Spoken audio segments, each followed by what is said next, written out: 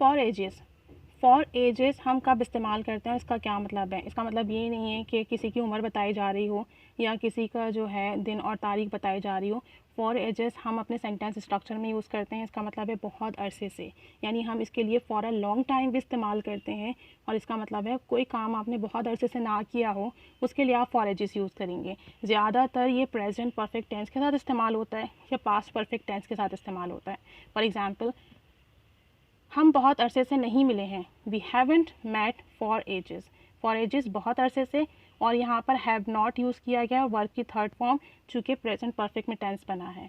मैंने बहुत अरसे से ये आइसक्रीम नहीं खाई है, I haven't eaten this ice cream for ages. Haven't eaten verb की थर्ड फॉर्म, प्रेजेंट परफेक्ट है, और फिर उसके बाद for ages. I haven't purchased anything for ages, मैंने काफ़ी अरसे से, बहुत अरसे से कुछ ख़रीदारी नहीं की है। I haven't read any novel for ages, मैंने काफ़ी अरसे से कोई नावल नहीं पढ़ा है। I haven't bought new shirt for ages, मैंने काफ़ी अरसे से नई शर्ट नहीं ख़रीदी है।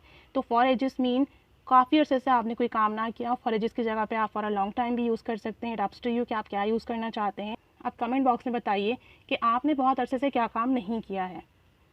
Keep staying with us, keep learning English. Thanks for watching.